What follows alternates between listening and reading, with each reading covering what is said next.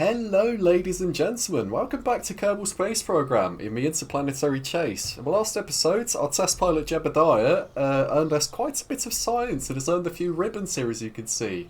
For example, the Dangerous EVA ribbon, the First Kerbin Service EVA, First Kerbin EVA, First Landing on Kerbin, 10% Solid Fuel Booster ribbon. We've got the G-Force 7 ribbon there, nice. EVA in Kerbin's Waters, Splashdown ribbon.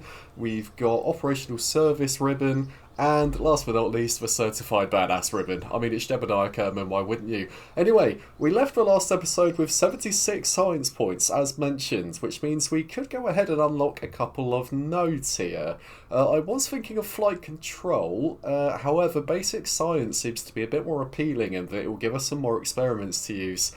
Given our very limited sort of rocketry and aviation abilities, as I assess the kind of parts we may or may not be able to unlock here. However, advanced rocketry or general construction will give us the ability to build bigger and better rockets, which means we should be able to go a bit further. So obviously we get the nice little hemisphere fuel tank courtesy of Restock Plus. We research advanced rocketry in the end, which takes us down to 30 science points as we look ahead with some further rocketry business. Now, we need to make a few modifications to this rocket now we have some new parts, because last episode we didn't really get very far, and in order to sort of expand our space program, we actually need to reach space, don't we? So that would be a good start as we firstly attach some more fins, owing to some instability we noticed in the last episodes.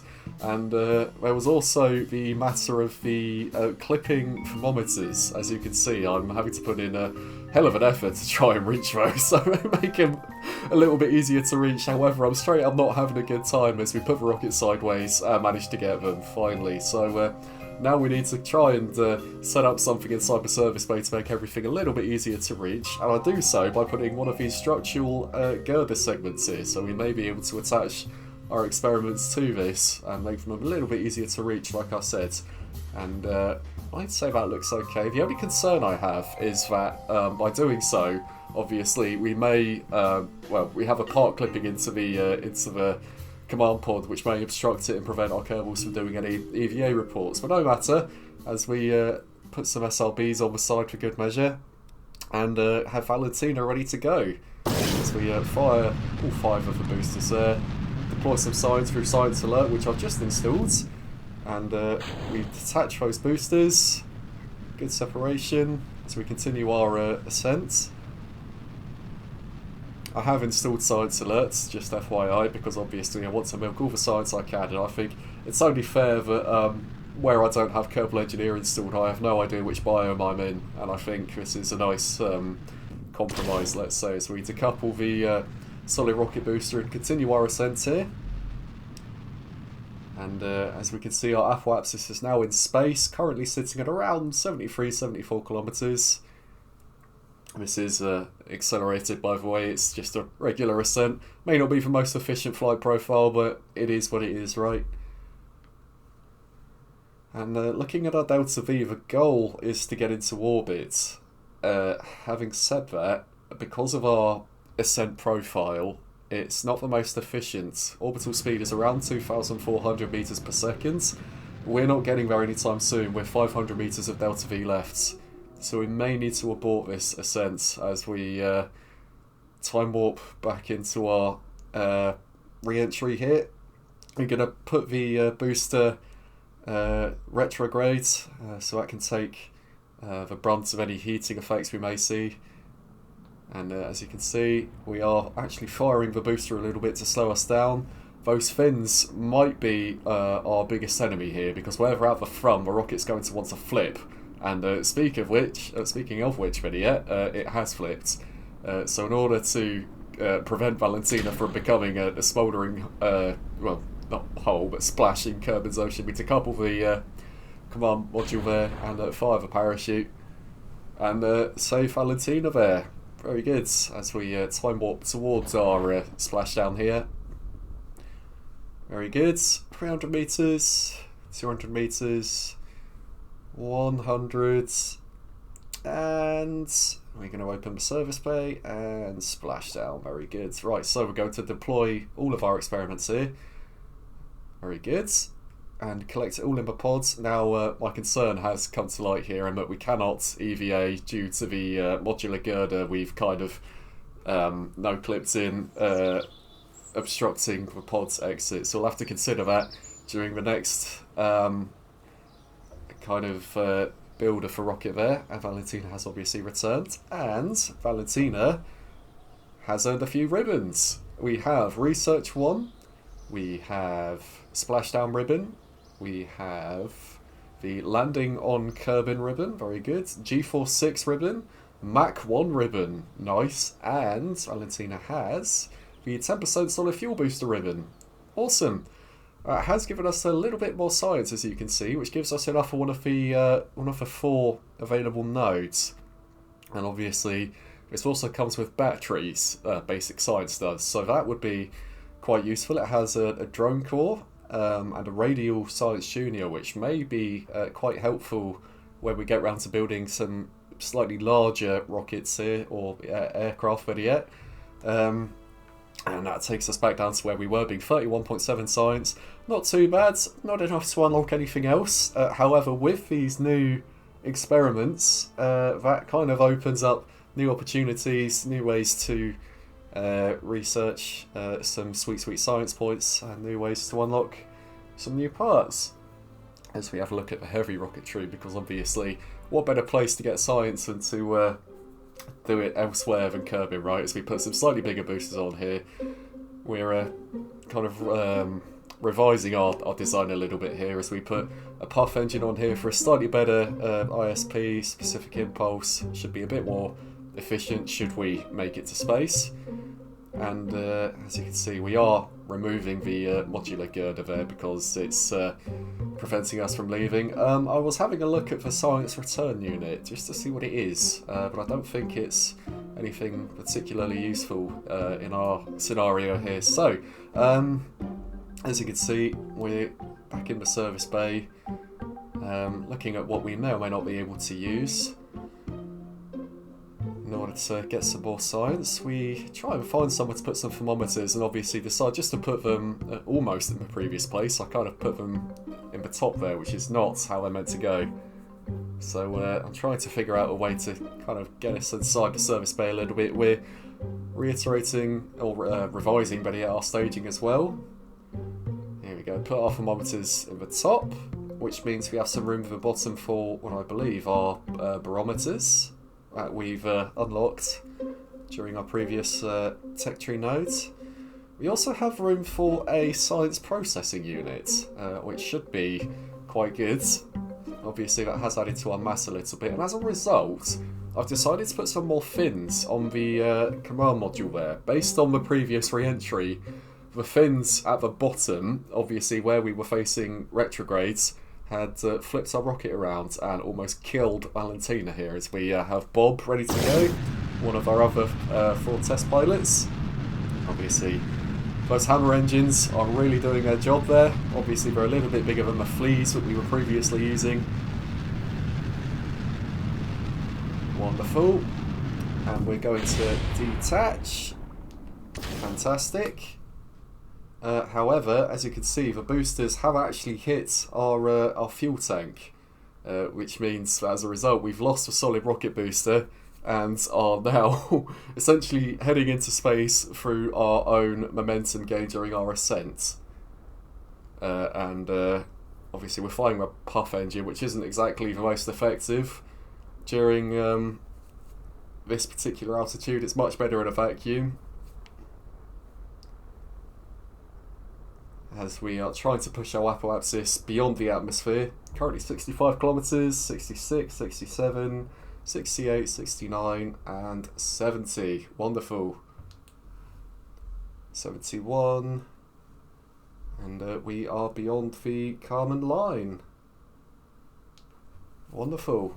And as you can see, we are burning retrograde now to see if we can push our periapsis beyond 70 kilometers and achieve a Kerbal orbit. Having said that, we may have begun our burn a little bit too early here. or too late, better yet, because as you can see, this is not the most powerful engine. We may have to adjust our pitch a little bit just to push our apoapsis up a little bit and increase the amount of possible time we have to burn. Wonderful. However, having said that, looking at our available delta V, we once again do not have what it takes to push to orbital velocity around Kerbin. And as you can see, our puff engine has now run out of gas, which is suboptimal. So we will have to conduct some science in a suborbital trajectory. As you can see, we do a material study. And we're going to have a look at our science bay here. Do a little EVA report with Bob here. And see if we can reset the science material study, as he is a scientist after all. Let's see if we can hop back into the pod now, shall we? Wonderful. Strap ourselves in. And obviously we need to point ourselves retrograde.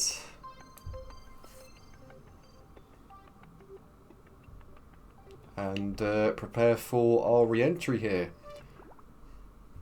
We can once again do a material study in Kerbin's upper atmosphere, as we happily take those science points.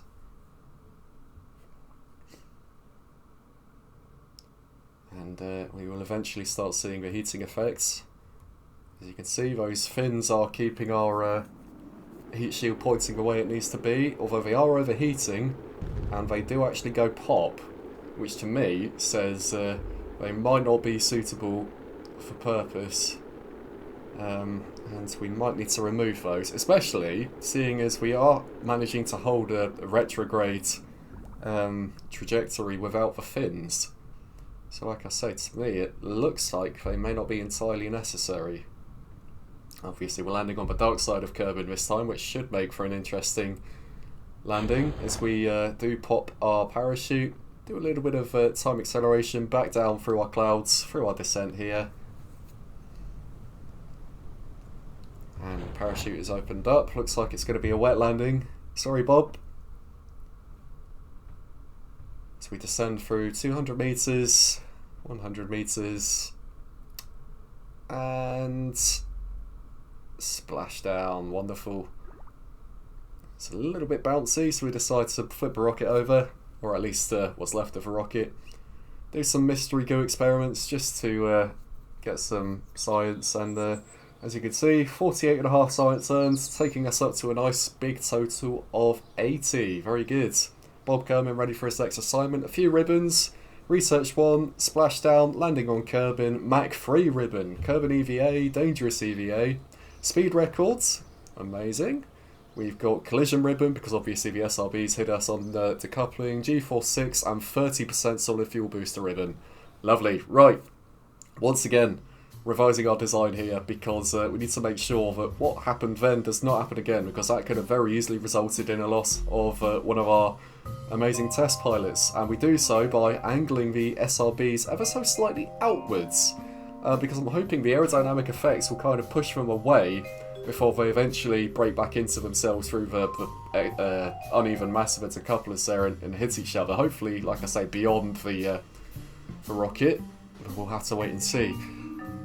I should probably mention, you may or may not have seen slightly earlier on in the video that I was using Kerbal construction time, but I couldn't make it work. I think there may have been a bit of inconsistency with restock, or maybe some of the mods I was using, but unfortunately I had to go ahead and uninstall that, hence the cuts. But back on topic here, we've got rid of the big booster in the end, and we've gone with a liquid fuel engine so we can manage for thrust. And we've got a nice little boat tail on that, courtesy of restock. And so we put some fins back on. Once again, we angle the hammer engines outwards, so we make sure everything's rigid at a rigid attachment. Obviously, yellow livery on the boosters there. Get a bit of a retro feel going on. Oh, it makes me feel old saying that. And we want to obviously try and make our space program here somewhat sustainable, and we're putting parachutes on all of our boosters, hopefully to recover them or at least for the guys at the KSC to go and recover them. And I think we're about ready to go. Once again, Jebediah in the cockpit. So we fire the engines, and up we go. Very fast ascent owing to those 4 boosters, along with our liquid fuel engine. This is accelerated once again, but that doesn't make it any slower, does it? So, to couple the boosters, successful separation this time. It didn't hit us, they did hit each other, but that was after we'd passed them like an onion. Onion saging is an actual term, I think. The more you know. Nice stable ascent, so we decide to roll over and stop yawing, and instead we can push that nose down instead of rolling into ourselves here. We still have 800 meters per second left on the ascent stage, and our periapsis is once again above the Kerbal line. Can't complain. So we continue our ascent here. Science alert seems to be a little bit quiet.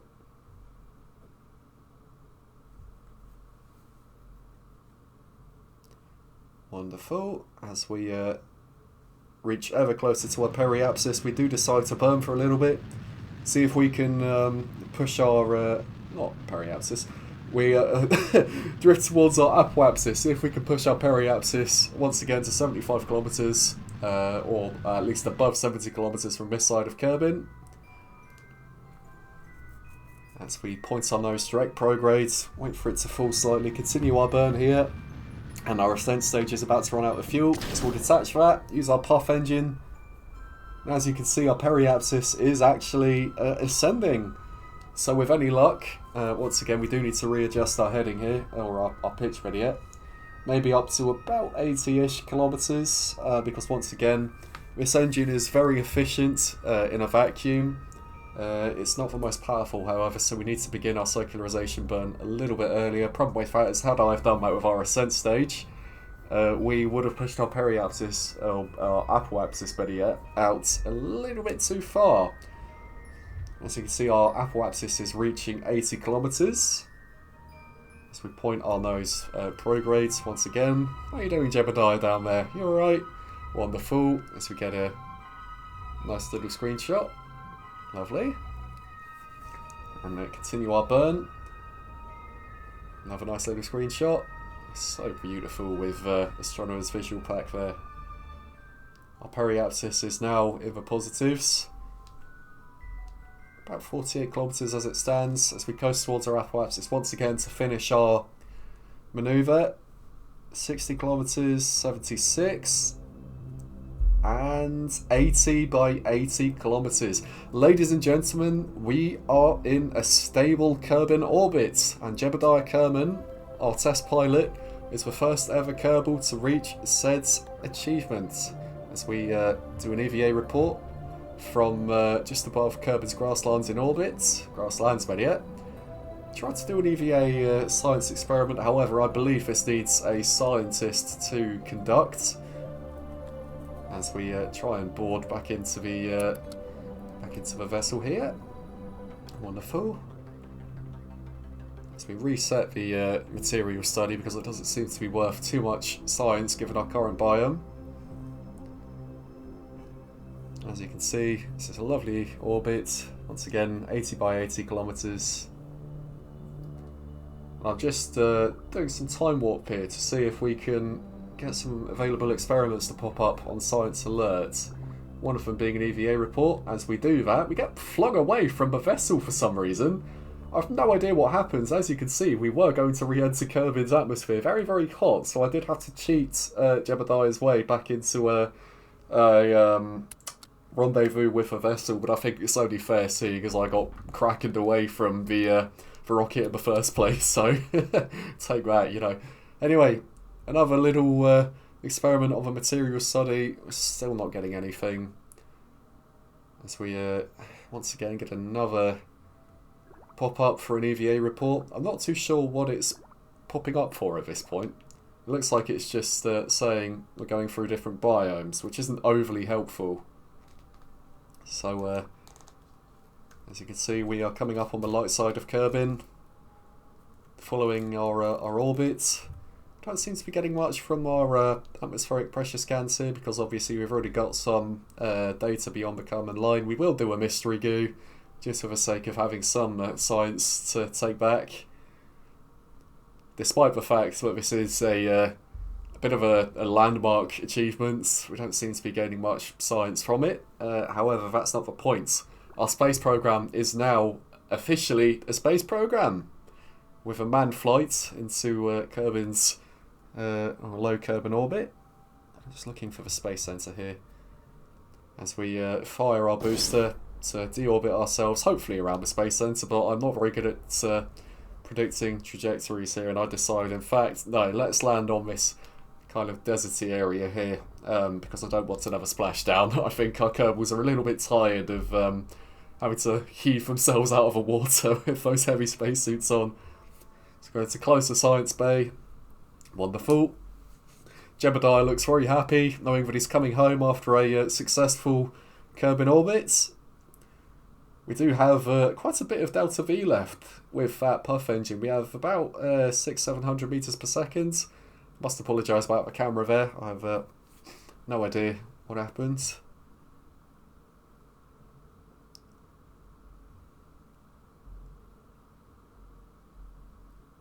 As we start re-entering Kerbin's atmosphere, the flame and heating effects are kicking off. The fins are starting to overheat, but that's no matter. They've done their job, so they can pop.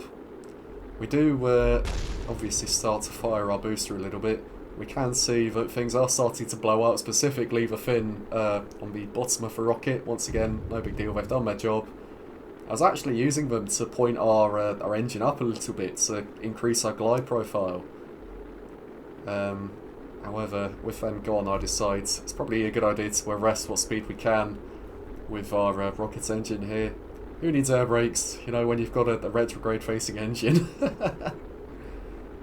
And that is slowly running out of fuel for 50 meters, 25-0, and we decouple that. Use the reaction wheels to kick ourselves away from the booster, because obviously we don't want to fly back into it. The ablator's doing its job on the heat shield there. And we're now back within Kerbin's atmosphere. Wonderful. And we have a lot of science all of a sudden, as we will do some there. Transmit that data, and we'll keep on as well. Wonderful. Now it's just a matter of firing the parachute and ensuring that Jebediah lands safe and sound with all that sweet science we managed to collect after our re-entry. As the parachute does open, quite close to the ground, I've got to say. However, it could be worse. At least we're still alive. As we prepare for touchdown. There we go, we do have a few more science things we can do. However, given the shape of our pod, we do start to roll. I was kind of hoping the antenna we put down would act as an anti-roll bar. However, that doesn't seem to be the case, as we decide to get a surface sample. Manage to buckle Jebediah back in before he gets crushed under the mass of his vessel there. And get 76.2 science, taking us to a hefty total of 160.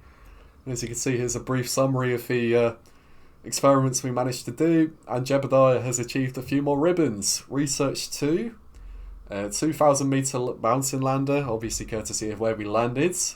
Mach 3 ribbon, first Kerbin orbital EVA, first Kerbin orbit ribbon, and the speed record, which is fair enough. We seem to be breaking that every single time as we warp to a beautiful little sunrise there.